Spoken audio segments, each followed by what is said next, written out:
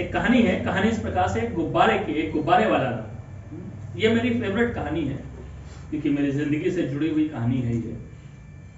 एक गुब्बारे वाला था और उसने, आप लोग ने देखा होगा, गुब्बारे ही बोलते हैं ना गांव में, फुग्गा, क्या बोलते हैं, गुब्बारे या फुग्गा? गुब्बारे ही बोलते हैं ना, ओके।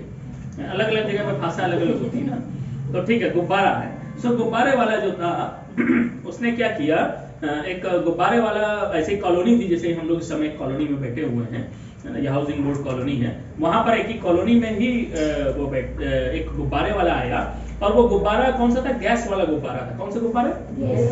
गैस वाला गुब्बारा, जानते हैं ना, उसमें गैस भरते हैं ना, हाइड्रोजन गैस होती है वो, उसको भरने से क्या होता है, गुब्बारा हाँ उड़ने लगता है, ठीक है।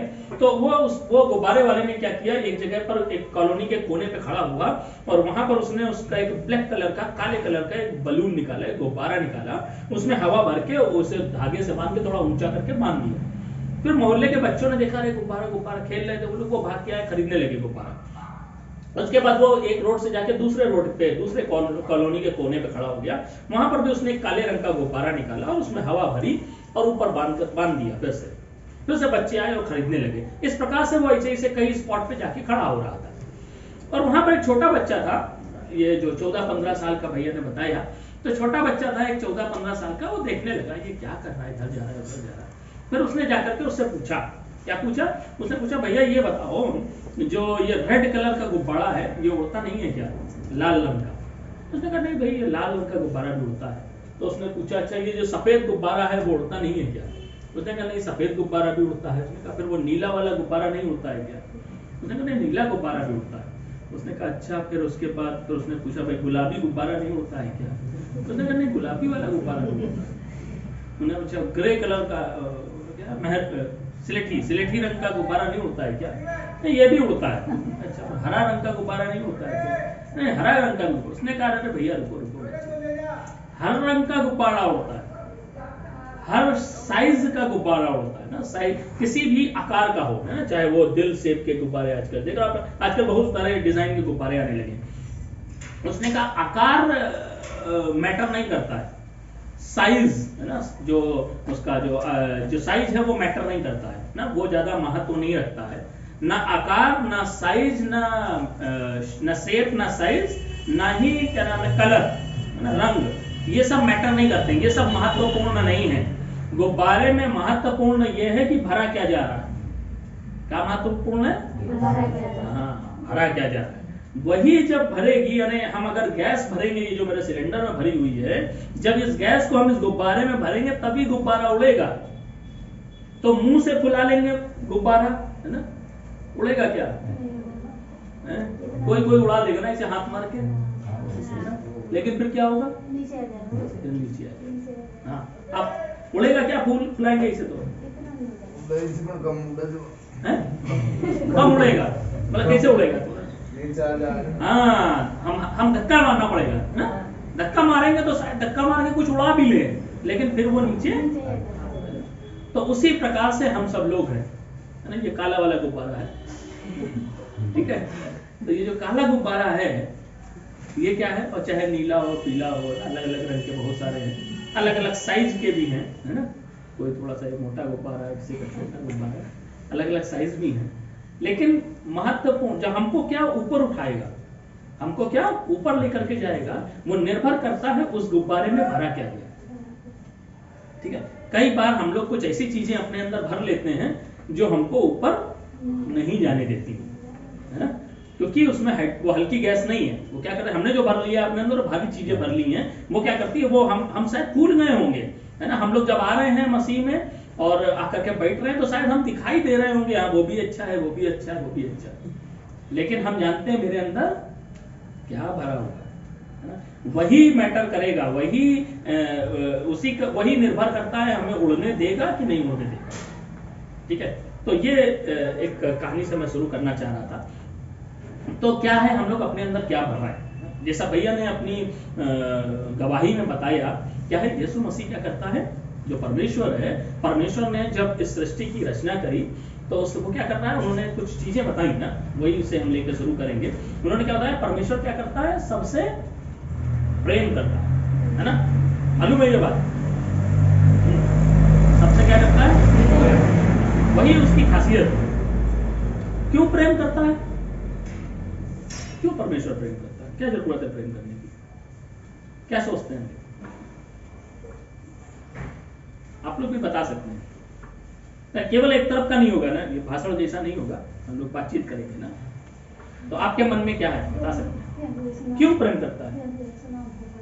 हाँ जी जी जी, क्या उसने रूप में हमको बनाया, उसने हमको बनाया, अच्छा अपने रूप में हमको बनाया, वेरी गुड है ना। उसने क्या करा, हमको अपने रूप में बनाया है, इसलिए हमसे प्रेम करता है ना। हम लोग अपने बच्चों से प्रेम करते हैं है ना, क्योंकि हमसे निकले हैं है ना। ओके, इसलिए परमेश्वर हमसे प्रेम करता है, वेरी गुड। और कोई कारण क्या सोचते हैं क्यों प्रेम करता है?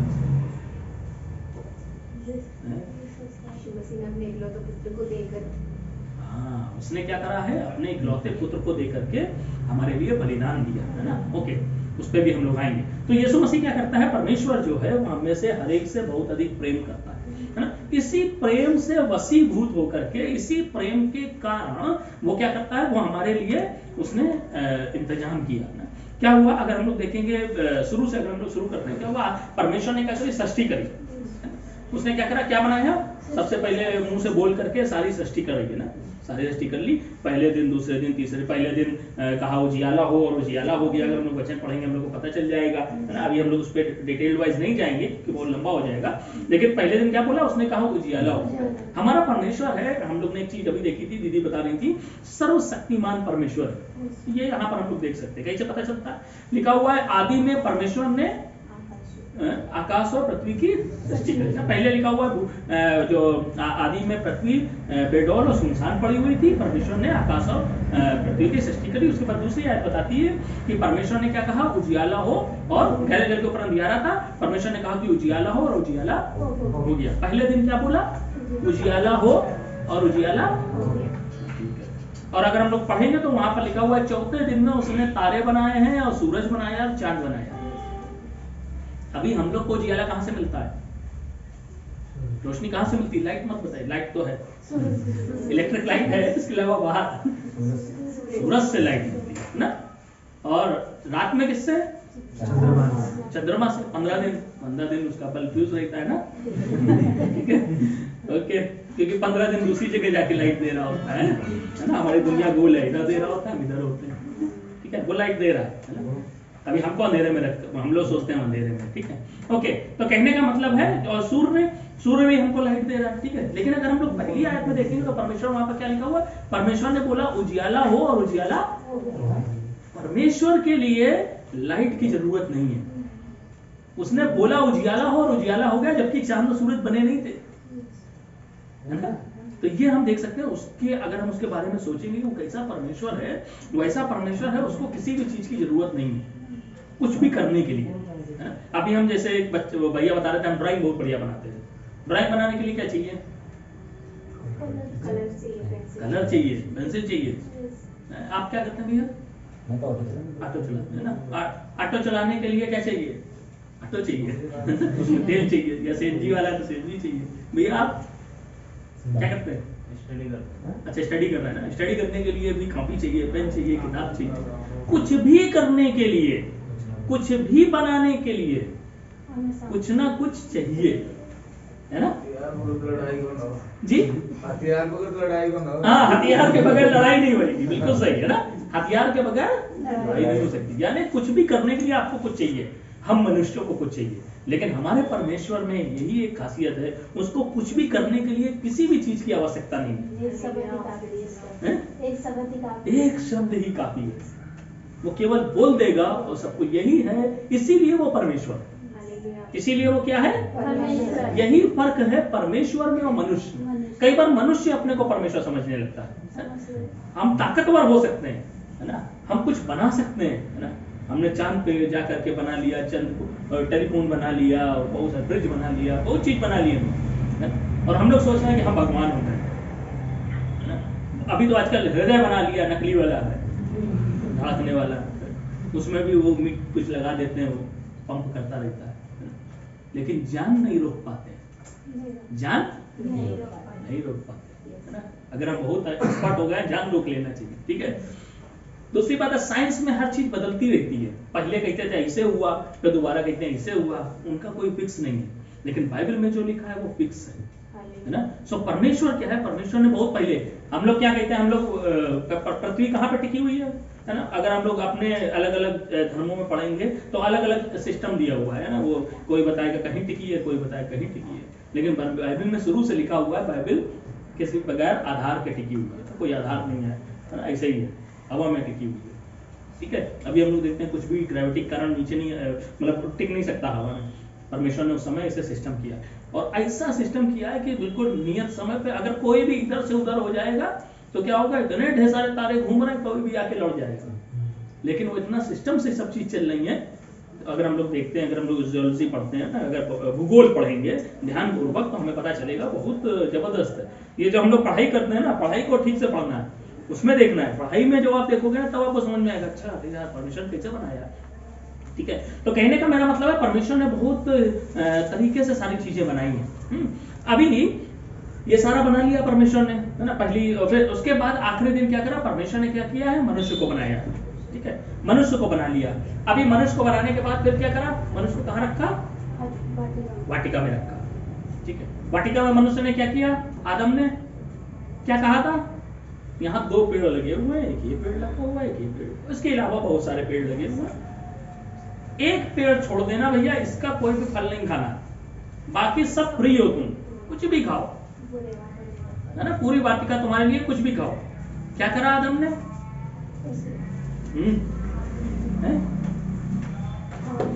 अगर हम लोग पढ़ेंगे तो हम लोग पता चले आदम ने क्या कर लिया। आदम बना, आदम के लिए नारी, नर बना, और नर के लिए नारी बना दी बाद में, है ना, एक पसली निकाल के। अगर हम लोग को पता हो ह्यूमन बॉडी के बारे में, तो हमें पता चलेगा कि क्या होता है, मनुष्य की एक पसली इधर कम होती है ना। ठीक है, ये पसली मतलब समझ ना, हड्डी वाली, एक हड्डी कम होती है, इसे निकाल करके बनाया था। ठीक है, उसके बाद नारी को बना दिया। अब नारी, नर और नारी दोनों लोग रह रहे थे संग में। तो परमेश्वर ने कहा था भाई ये खाना नहीं इस वाले का, लेकिन क्या हुआ, नारी गई वहां पर, नारी के मन में लालच आ गया। ठीक है, अभी लालच कहां से आया, उसको किसी ने, शैतान ने बहका दिया कि भाई ये खा लो, तुम नहीं मरोगे, तुम्हें, जबकि तुम परमेश्वर के तुल्य हो जाओगे, करके बहका दिया। अब उसने क्या करा, उसने वो फल खा लिया, अपने आदमी को भी दे दिया, उसने भी खा लिया। जब परमेश्वर लौट के आया, है ना, शाम को रोज मिलने आते थे भाई परमेश्वर, और भाई पूछा उससे, भाई हाँ भाई क्या हाल चाल है, तो दोनों लोग छुप गए, छुप रहे हैं, कहाँ गए भाई, तुम कहाँ चले गए, कहाँ छुप रहे हो। परमेश्वर सब जानता है ना, लेकिन पूछा भाई कहाँ छुप रहे हो, तो उसने कहा, अरे भाई हम तो छुप गए क्योंकि हम लोग कपड़े नहीं पहने हैं, नंगे, है ना। कैसे पता चला, नंगे, है ना, ज्ञान आ गया। अभी कैसे ज्ञान आया, वो वाला फल खाने से आ गया। ठीक है, वहीं पर एक और 2 पेड़ लगाए थे, जीवन और मृत्यु का पेड़ लगाया। परमेश्वर ने ये नहीं कहा था जीवन मृत्यु का मत खाना, परमेश्वर ने जब बनाया था, क्यों बनाया था, जीवित रहो, मजे करो, खाओ पियो और ऐश करो, ये सब कुछ है रेडीमेड, है ना, कुछ तुम्हें कहीं बोना नहीं है, काटना नहीं है, सब पेड़ लगे हुए, फल नोचो, खाओ मजे से, कुछ भी करना नहीं था। केवल क्या करना था, तुम्हें देखते रहना था सब कुछ सही चल रहा है कि नहीं चल रहा है ना। सुपरवाइजर बना के बैठा रहा था परमेश्वर ने। हम क्या बनने लग गए, चाहते थे लेबर बन गए। तो उसने क्या बनाया था, सुपरवाइजर बनाया था, तुम्हें केवल देखना है। लेकिन इन्होंने गलती क्या कर दी, इन्होंने मना करा था। जीवन पेड़ के लिए लिखा हुआ है, उसके लिए मना नहीं करा है, ज्ञान के लिए मना करा। क्यों, क्योंकि देखो जब छोटा बच्चा होता है तो वो कैसा होगा, वो बगैर कपड़े के घूमता रहता है, तो शर्म होती है ना, वो बिल्कुल फ्री ऑफ माइंड होता है ना। वैसे ही क्या है, उसको नहीं कुछ पता होता है ना कि कपड़े पहने नहीं पहने, वो एंजॉय करता रहता है। उसी प्रकार से ये दोनों थे, तब तक कुछ ज्ञान नहीं था। इन लोगों ने क्या करा, खा लिया, मना करा था। अभी गलती क्या है, इन्होंने क्या गलती कर दी, इन्होंने मना करने, हुक्म की उदूली, मतलब हुक्म का इनकार कर दिया। जो आज्ञा दी गई थी उसको क्या कर दिया, तोड़ दिया, आज्ञा तोड़ दी, है ना। आज्ञा तोड़ने का, आज्ञा तोड़ना क्या है, मसीह की नजर में पाप है ना, परमेश्वर की नजर में क्या है, पाप है। इन लोगों ने क्या कर दिया, पाप कर दिया। उसके बाद जब ये परमेश्वर आया तो छुप गए। छुपने के बाद प्रभु ने क्या कहा कि भाई तुम लोग कहाँ हो। फिर परमेश्वर ने क्या करा, परमेश्वर ने इन लोग को बलि दे करके एक कपड़े पहना है ना। वो अगर हम लोग देखेंगे तो वहां लिखा हुआ है कि क्या करा गया, चमड़े के वस्त्र परमेश्वर ने उनको दिए, भैया ये पहनो। उसके बाद क्या कहा, गेट आउट ऑफ माई, है ना, बाहर अदन की वाटिका से निकाल। अब क्या है, क्या मिला, ये जो आदम है उससे कहा गया जब पसीना बहाओगे, खेती करोगे तब खाओगे। औरत से क्या कहा? औरत से कहा कि तुम जब बच्चा जनोगी तो बहुत दर्द होगा। पहले कुछ नहीं था, परमेश्वर ने कोई दर्द नहीं दिया था किसी को, बढ़िया जिंदगी थी, है ना, और हमेशा जिंदा रहो करके कहा था। लेकिन इन लोग ने क्या किया? ये लोग खुद मौत लेकर के आए, है ना, ये लोग खुद मौत लेकर के आए। उसके बाद फिर क्या है? अब बूढ़ा होता है आदमी और मरता है।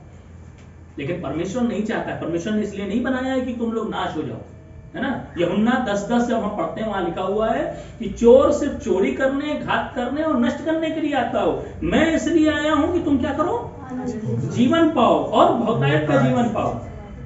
उसने वो जीवन देने के लिए आया था, उसने जीवन देना चाहा था हमको। हमने क्या चुन लिया? हमने मतलब आदम ने क्या चुन लिया? मौत को चुना, है ना। उसके बाद फिर क्या हुआ? चलो ठीक है, वहां से हो गया। उसके बाद फिर बहुत सारे नबी आते गए, नबी आकर के बताते गए भाई ऐसा मत करो, वैसा मत करो। चलता रहा बहुत सालों साल तक ना, 1500 साल तक। और उसके बाद फिर यीशु मसीह आज से 2021 है ना, 2021 चल रहा है, तो 2021 साल पहले यीशु मसीह आए, ठीक है। यीशु मसीह जब आए तो क्या, क्यों यीशु मसीह आए? क्योंकि देखो क्या है, किसी ना किसी चीज के लिए बलि बहुत जरूरी है ना। कोई ना कोई, अभी भी हम लोग सारे धर्मों को अगर हम देखेंगे, सारी सभ्यताओं को देखेंगे, यानी जो सबसे पुरानी सभ्यताएं अगर हम उसको देखेंगे, यूनानी सभ्यता, सारी सभ्यताओं को देखेंगे, उन सब जगहों पर इसका बात है, क्या नाम है, बलि की बात है। बलि देने के बाद क्या होता है? पाप की क्षमा होती है। परमेश्वर ने इन लोग को भी कहा कि ऐसा करो, तुम लोग क्या करोगे? मूसा के द्वारा बताया कि भाई बलि दो, और बलि हर साल, वो सिंबॉलिक था, मतलब जब तक परमेश्वर प्रभु यीशु मसीह नहीं आ रहा है तब तक के लिए तुम्हें क्या करना है?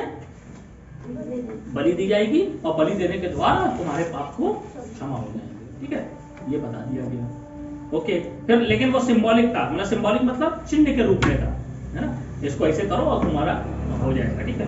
अब ये करते करते करते करते, लेकिन अभी क्या हो गया? अभी उन लोग ने कुछ भी करना है तो बलि देने लगे। बलि किस लिए थी? पाप की क्षमा के लिए थे। अभी लोग कैसे आजकल बलियां लोग किस लिए देते हैं? हमें नौकरी चाहिए, बलि दे दो, बच्चा चाहिए, बलि दे दो, ये नहीं ठीक हो रहा है, बलि दे दो, है ना। अब ये सब फुल बन रहा है, बलि दे दो, ऐसा बहुत सारी चीजें आ गई। ओके, तो ये सारा चीजें आ गई हैं, ठीक है। ये सब गड़बड़ है, ये इसलिए नहीं करा गया था परमेश्वर ने, इसलिए तो हम ये सब आपको बताते जा रहे हैं, ठीक है। उसके बाद फिर क्या हुआ? ये सब हो गया। ये सब होने के बाद परमेश्वर ने क्या किया? परमेश्वर को स्वयं मनुष्य रूप लेकर के आना पड़ा ना, परमेश्वर को स्वयं मनुष्य रूप लेकर के आना पड़ा, और परमेश्वर स्वयं प्रभु यीशु मसीह के रूप में इस पृथ्वी पर इसलिए आए, है ना। क्या चीज चाहिए थी? एक बलि चाहिए थी, है ना, जो निष्पाप हो, उसके अंदर कोई पाप नहीं। इसीलिए क्योंकि क्या हो सकता है भाई, अंधा क्या अंधे को रास्ता बता पाएगा? है ना। आप भी पापी हो, हम भी पापी हैं, हम आपके लिए बलि दे ही नहीं सकते, क्योंकि हमें भी तो हल में, मतलब हमें भी नरक में जाना, आपने भी नरक में जाना, तो हम दोनों एक दूसरे के लिए कोई भी नहीं कर सकते, है ना। जैसे कोर्ट में भी होता है ना, कोर्ट में क्या होगा? जज क्या करता है? कोई आया माफी मांगने, भैया हमसे किसी को मर्डर कर दिया, मर्डर करके वो माफी मांग लेगा, तो क्या होगा? जज क्या कहेगा? ठीक है, कोई बात नहीं, जाओ अपने घर जाओ। करेगा क्या? क्या कहेगा? सजा देगा, सजा कंपलसरी। भले ही वो ये कहे हाँ भाई हमको भी लग रहा है तुम सही बात है, तुमने गलती कर दी, तुम माफी मांग रहे हो, हम एग्री हैं तुम्हारे तुम पश्चाताप कर रहे हो, तुम सही में माफी मांग रहे हो, हम एग्री हैं तुम्हारे साथ। वो कहेगा हमने तुम्हें माफ कर दिया, लेकिन नियम के अनुसार सजा जरूर काटना पड़ेगा, है ना। ऐसे, या फिर ये उदाहरण ले लें कि जैसे बैंक में, जैसे हमने क्या करा? हमने कर्जा ले लिया। अभी कर्जा लेने के बाद हम क्या करेंगे? कर्जा हमने ले रखा है खूब ढेर सारा, अब हम नहीं चुका पा रहे हैं, बैंक आ गई कि भाई लाओ तुम्हारी कुर्की होगी, तब मेरा भाई आ जाता है, कहता भाई चलो ठीक है, ऐसा है, ये मेरा भाई नहीं दे पा रहा, हम दे दे रहे हैं इसका पैसा। तो क्या होगा? बैंक वाले उस स्थिति में चले जाएंगे। उस स्थिति में हमारा निर्णय है कि हम क्या करते हैं, हम उसको एक्सेप्ट करते हैं या नहीं। या फिर भाई से कहते नहीं भैया तुम क्यों जाओगे, तुम नहीं दोगे, हम ही देंगे, हम जेल जाएंगे। या फिर ठीक है भैया तुम्हारा बड़ा बड़ा धन्यवाद है, तुम हमारा कर रहे हो। दो ऑप्शन है ना, मनुष्य के पास दो ऑप्शन है, याद रखिएगा, ठीक है। अभी इसके बाद क्या हुआ? यहाँ पर परमेश्वर प्रभु यीशु मसीह स्वयं इसीलिए आए, इसलिए आए कि हम लोग क्या करते हैं, इससे नजात पा जाए ना, हम लोग इससे फ्री हो जाएं। इसीलिए प्रभु यीशु मसीह ने आकर के पहली बार, एक यीशु मसीह का आने का देखो 1 2 3 उद्देश्य हैं, एक ही उद्देश्य है, लेकिन उसके और कुछ सिंबल्स हैं, वो हम आपको बता रहे। क्या है? वो पहले आया, उसने अपने आप को प्रूव किया कि वो परमेश्वर का पुत्र है ना। कैसे प्रूव करा? उसने सारे जो परमेश्वर ना, परमेश्वर क्या कहता है, जो जन्म से अंधे थे उनको आंखें दी, चल नहीं पा रहे थे उनको पैर दिए, है ना, कोई नहीं कर पा रहा है, प्रभु ने किया, बताया कि मैं परमेश्वर हूँ, है ना। बहुत सारे सिंपल ऐसी चीजों से बताया, प्रूव किया कि मैं ही परमेश्वर हूँ। उसके बाद फिर हम देखते हैं कि परमेश्वर प्रूव करने के बाद उसने क्या किया है, अपने आप को परमेश्वर प्रूव किया। और उसके बाद फिर क्या हुआ, प्रभु ने रोमी साम्राज्य में जाकर के, उस समय में रोमी साम्राज्य में प्रभु को सजा के तौर पर दिया गया। लेकिन ये अगर हम लोग बाइबल पढ़ते हैं तो पता चलता है उससे कई 1500 साल पहले ये बाइबल लिखी जा रही थी ना। उस सारे कार्यकाल में 300 से ज्यादा ऐसी भविष्यवाणियां हुई, है ना। उसमें बताया गया प्रभु यीशु मसीह आएंगे और ऐसा ऐसा होगा और वो जाएंगे ना, तो क्रूसिफिकेशन होगा, यानी सूली पर लटकाए जाएंगे, वहां से मौत होगी, तीसरे दिन जी उठेंगे, ये भी बता दिया गया। यीशु मसीह आए, उन्होंने भी कई बार बताया, अपने चेलों को बताते थे भैया हम मरेंगे, उसके 3 दिन बाद जी उठेंगे, है ना। चेले कई बार नहीं समझ पाए, लेकिन ठीक है। और उसके बाद हम देखते हैं कि ये हुआ भी, है ना। यीशु मसीह ने क्या किया, 3 दिन अपनी जान क्रूस पर दे दी, है ना। ओके, क्यों दी ना, अभी हम आपको एक बाइबल के चैप्टर में से हम आपको बताएंगे। लूका 15 अध्याय निकाल लीजिए, लूका 15 अध्याय। सब चुंगी लेने वाले और पापी उसके पास आया करते थे ताकि उसकी सुने।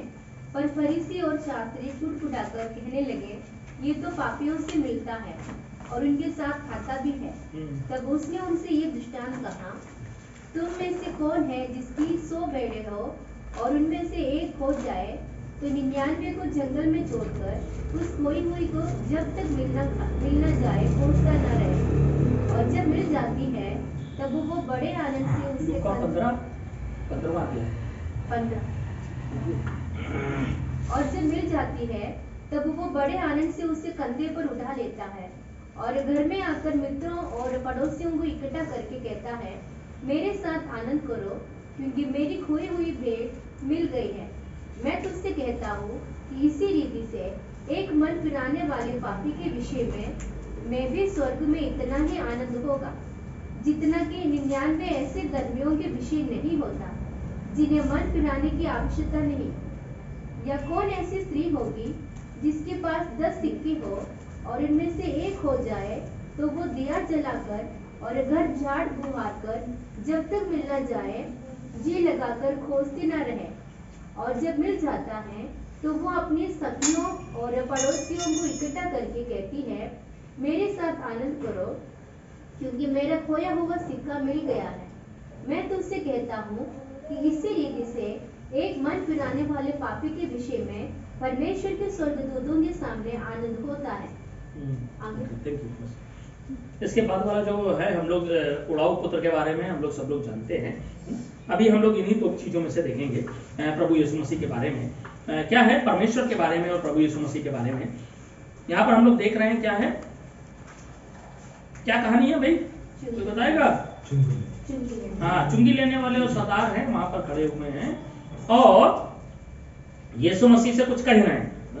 क्या कह रहे थे, बताओ भाई। देखो अपनी बाइबल में देखो क्या लिखा हुआ है, पहली आयत में देखो लिखा हुआ है, क्या लिखा हुआ है, सब चुंगी लेने वाले और पापी किसके पास आया करते थे, यीशु मसीह के पास आया करते। किसके पास आते थे, कौन लोग आ रहे हैं, ध्यान रखना, कौन लोग आ रहे हैं, पापी और चुंगी लेने वाले ना। ये दोनों को उस समय समाज में बड़ा खराब, देखो चुंगी लेने वाले कौन थे, टैक्स लेते थे।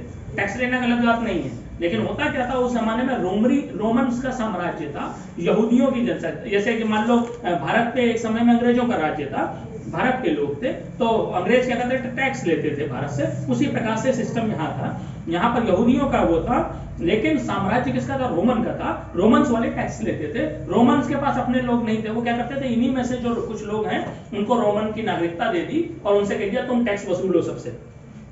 उसको एक सेना की टुकड़ी दे दी जाती थी, तो वो अपना राजा बन जाता था और सबसे टैक्स वसूलता था मनमाना, और उसको तो थोड़ा जमा करना है, जो कुछ ज्यादा ले लेता था, अपने पास रख लेता था।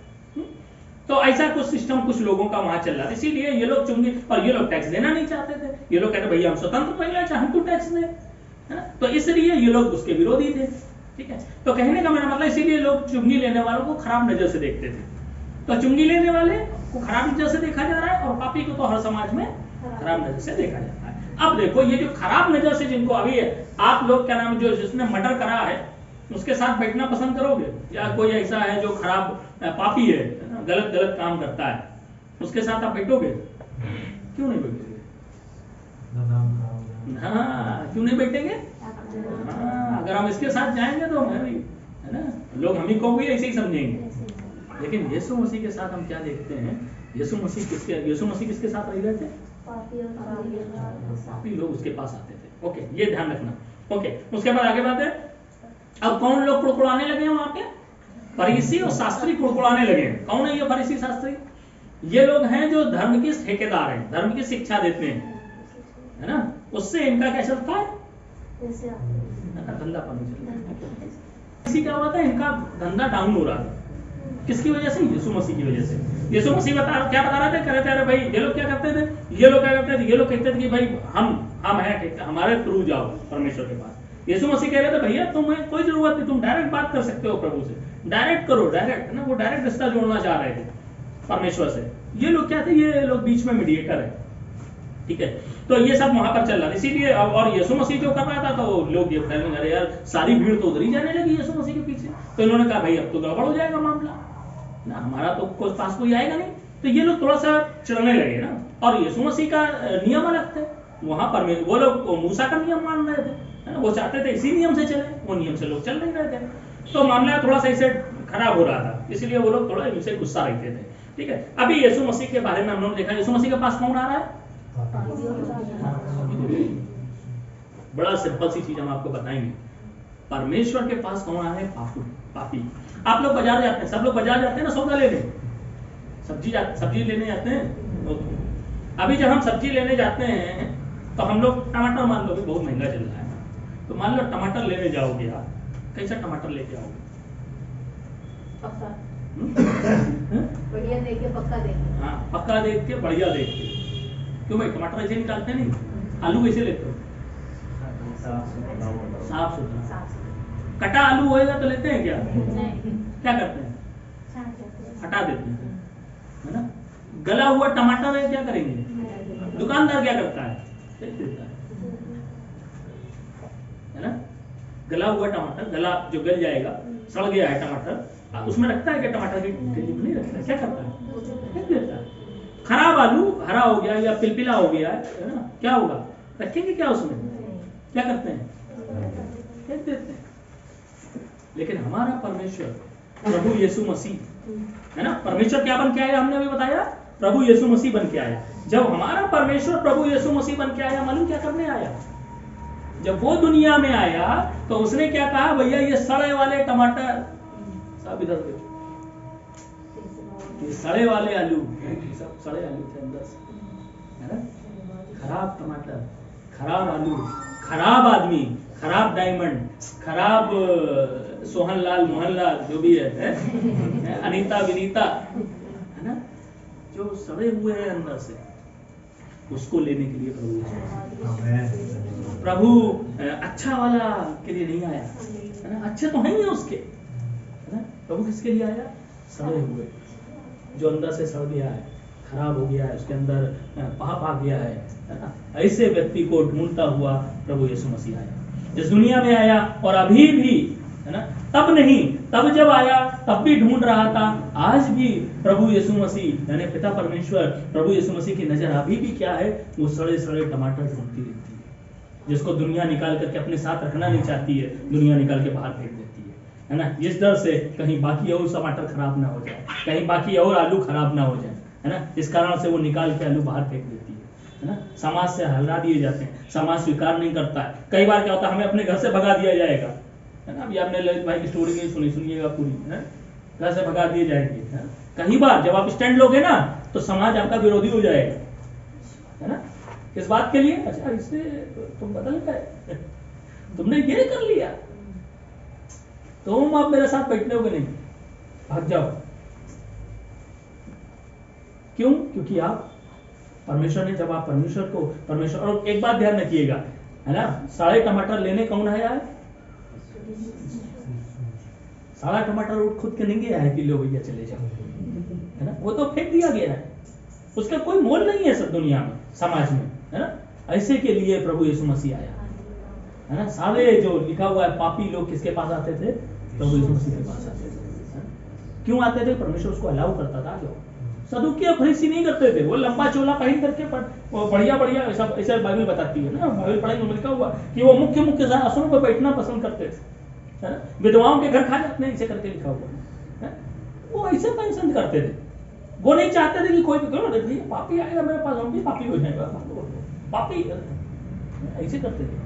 लेकिन प्रभु यीशु मसीह ने ऐसा नहीं करा। प्रभु यीशु मसीह ने क्या कहा है, मैं काहे के लिए आया हूँ, भले चंगे को वैद्य की आवश्यकता नहीं है, मैं किसके लिए आया हूँ, बीमार आदमी को वैद्य चाहिए, है ना। जो ठीक ठाक है वो क्या जाके डॉक्टर को दिखाएगा, है ना, जो बीमार है वही तो डॉक्टर को दिखाएगा। तो प्रभु यीशु मसीह वैद्य के रूप में आए, ठीक है। तो यहाँ पर क्या हुआ, बाइबल बताती है कि क्या हुआ, परमेश्वर किसको ढूंढता हुआ आया है, जो बचे हुए नहीं है, जो खोए हुए हैं, है ना। यहाँ पर क्या हुआ था, क्या खोया हुआ था, भेड़ें खोई हुई थी, है ना। 100 भेड़ें थी, 100 में 99 भेड़ उसी के पास है, वो शाम को अपने घर ले जाके काउंट करता है, 99 भेड़ तो है, अरे एक भेड़ नहीं दिख रही, वो क्या करता है, उस एक भेड़ के लिए एक भी आदमी कहीं पर है, प्रभु यीशु मसीह उस एक एक आदमी को ढूंढ के लेके आता है, चाहे वो कहीं छुपा हुआ हो, चाहे वो ऐसे गांव में हो जहां पर कोई भी मसीह नहीं है, वहां पर भी पहुंचा देगा किसी न किसी को, किसी न किसी माध्यम से, है ना।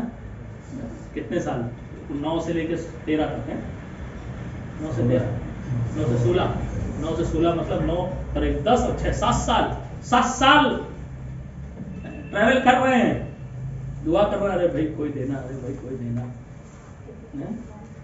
9 से शुरू हुआ था, आज 21 खत्म हो रहा है, भाई सारा है। आज प्रभु ने बताया, देखो भाई, है ना, हम चुन के वहां से भी निकाल के ले आए।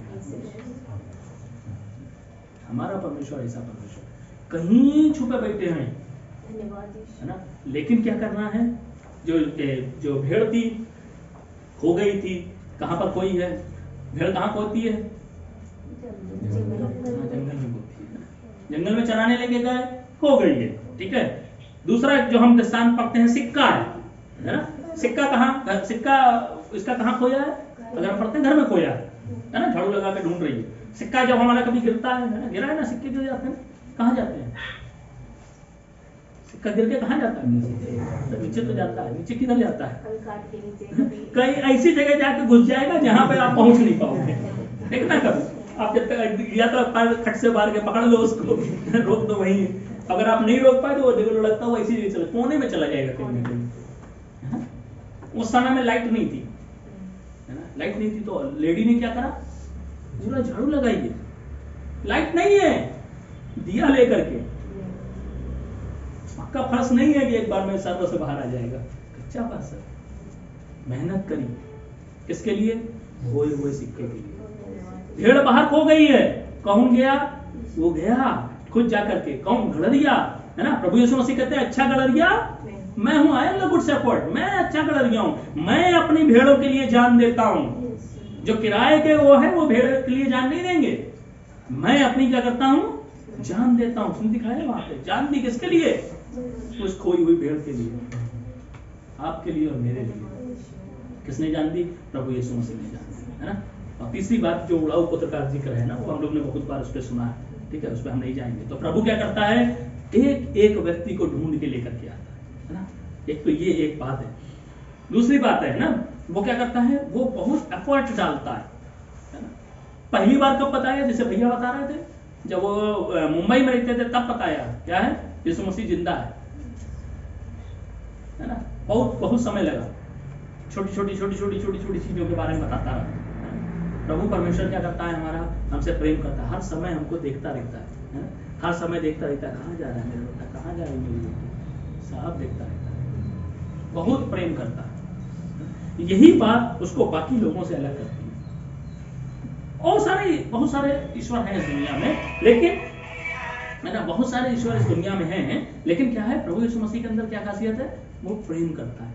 और प्रेम के कारण इतना प्रेम करता है, वो कहता है किसी ने भी कभी ऐसा प्रेम नहीं किया कि कोई किसी के लिए, इतना प्रेम कोई किसी से नहीं करता है कि उसके लिए अपनी जान दे दे।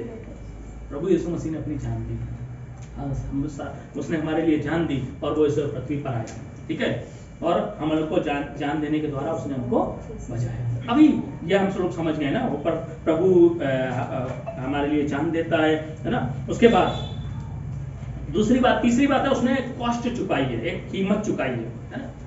क्या करी उसने, एक क्या कीमत चुकाई उसने, है ना?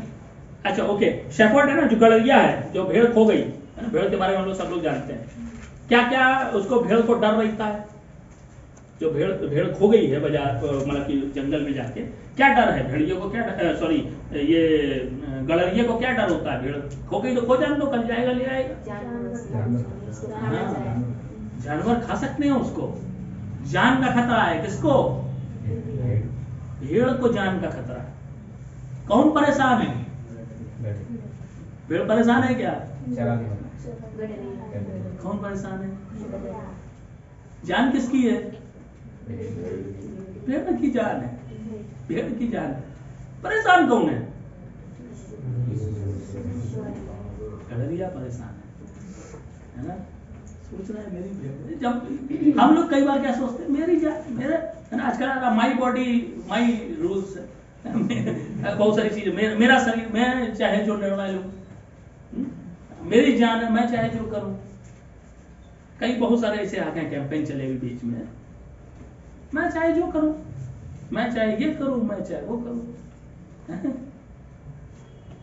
क्या मतलब है तुमसे। लेकिन प्रभु यीशु मसीह क्या कह रहे हैं, जान तुम्हारी है, भेड़ की जान है, भेड़ परेशान नहीं है, लेकिन कौन परेशान है, एक है जो परेशान है। अभी तक ये भेड़शाला, इसीलिए वो कहता है बहुत सारी और भी भेड़ें हैं जो अभी इस भेड़शाला में आना बाकी रह गई हैं, मुझको उसकी चिंता सताती रहती है। हर एक भेड़ के बारे में कौन चिंतित है, प्रभु यीशु मसीह चिंतित है ना। जितनी भेड़ें अभी आना रह गई हैं, प्रभु यीशु मसीह चिंता करता है। वो क्या है, वो अच्छा चरवाहा है, ठीक है। और उसके बाद हम कंक्लूड करेंगे, हम खत्म करेंगे। क्या है, सबसे पहली बात है प्रभु यीशु मसीह अच्छा चरवाहा है, उसने अपने लिए हमारे लिए जान दे दी है। और उसके बाद क्या है, वो हमारा वेट कर रहा है। तो इन सब बातों से मेरा क्या ताल्लुक है, या मेरा क्या है ना, ये सब तो हो गई कहानी, तो हो गया, ठीक है, वो आया, इसने जान दी। अब मेरा क्या, मुझको क्या करना है,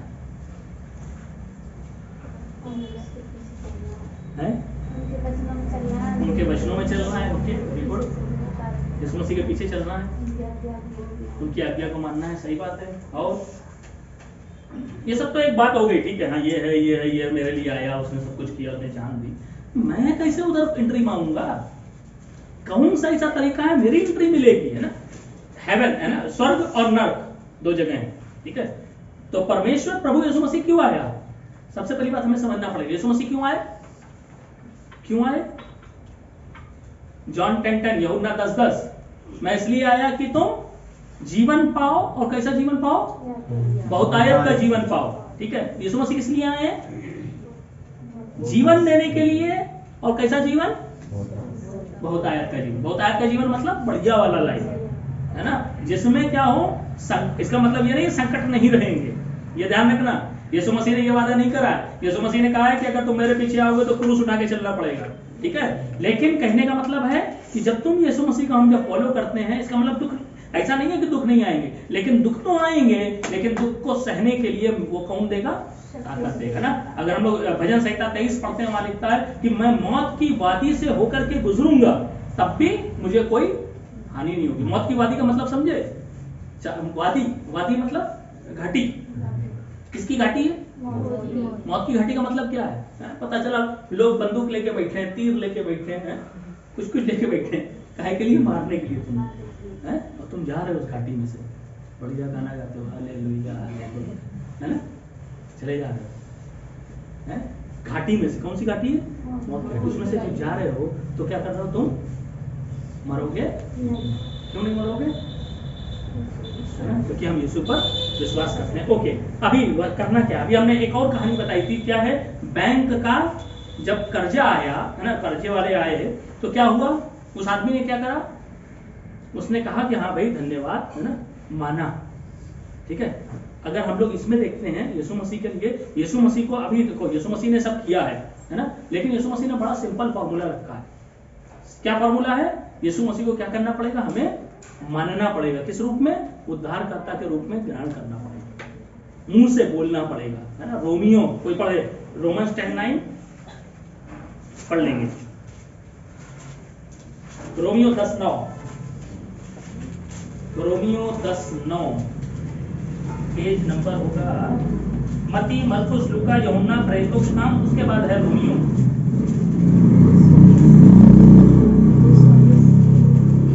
पेज नंबर बता दो कोई भाई। 219 देख लो भाई, 219 पेज नंबर, आखिरी में नए नियम में, नए नियम में आखिरी में चले जाइए, नए नियम में, यहाँ नहीं और आगे, हाँ यहाँ और वहाँ बस पलट दीजिए रोमियो, इसके बाद 219 नंबर पीछे देखिएगा, ऊपर दिखा रहता है ना 219 नंबर, रोमियो 10 और 9, 219 नंबर। हाँ ये आयत पढ़ के हम लोग खत्म करेंगे, ठीक है। खोल लिया सबने, रोमियो 10 और 9 आयत, 9 रोमियो 10:9, पेज नंबर 219। ओके पढ़ो।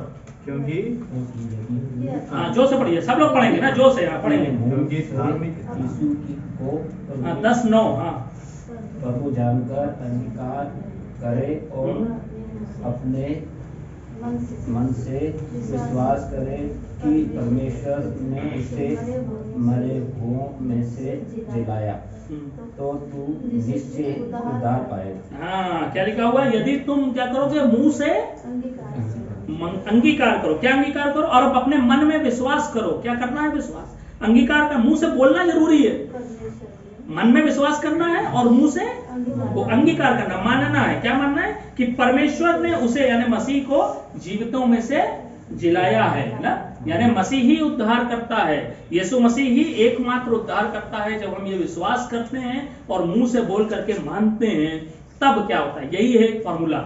हमको क्या करना पड़ेगा, अंगीकार करना पड़ेगा, प्रभु के पास मानना पड़ेगा, हाँ प्रभु मैं क्या हूँ, मैं एक पापी मनुष्य हूँ और मैं आपको उद्धारकर्ता के रूप में ग्रहण करता हूँ। जब हम ये बोल करके मानेंगे, वही सिंपल चीजें, उसके बाद क्या होगा, हमारा है ना, कुछ और नहीं करना है।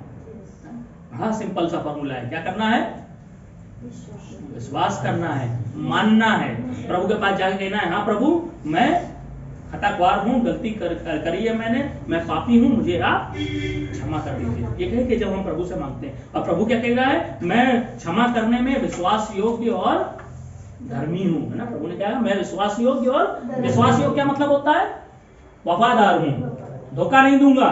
तुम जब आओगे कहोगे कि भाई माफ कर दो, तो मैं ऐसा नहीं करूंगा, नहीं भाई मैं माफ नहीं करता।